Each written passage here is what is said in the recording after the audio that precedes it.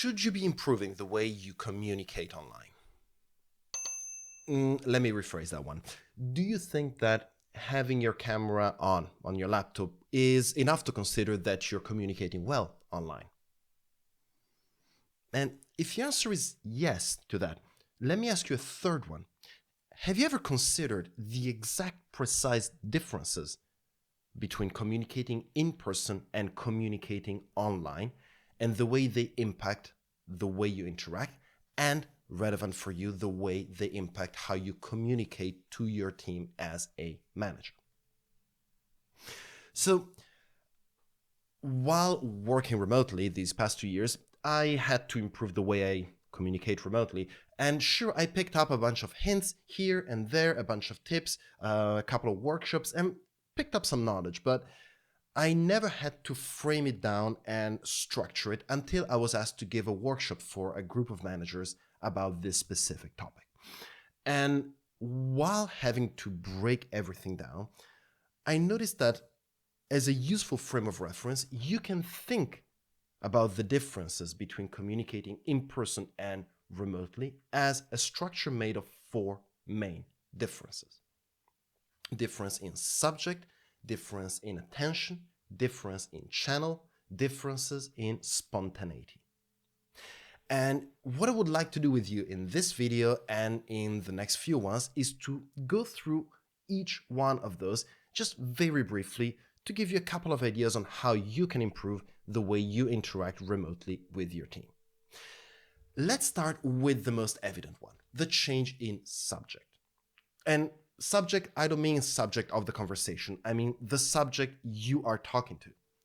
So in this case, if this was a remote conversation, you would be talking to me, and the subject you'd refer to would be myself.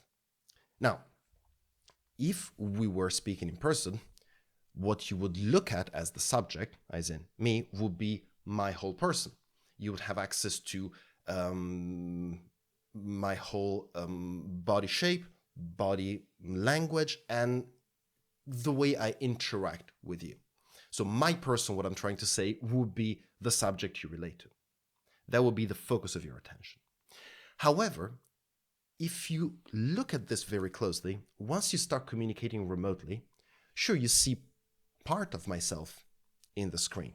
However, it turns out that the subject you relate to is not what the part of me that you see on the screen, but it's the whole screen, which means, in other words, that everything that you see right now being on the screen starts to hold the same importance, as in my background holds the same importance as myself. So because of this, when you're communicating remotely, the other person will not be looking at you. The other person will be looking at a square. And everything that that person sees into the square becomes part of the subject, and as such becomes an integral part of your conversation. So because everything now holds the same importance as the body language that is shown, the body language that is seen, start to consider, what could I be showing that I want or do not want to show in my background? How can I make it better? My suggestion is simply open up your laptop, take a screenshot of what the camera sees, and take a look at it from the outside. What would you change? What could be better to show in the background, show around you, or not? And just in general, if your quick solution is maybe I should just use a blurry background in Zoom or something like this, don't do that.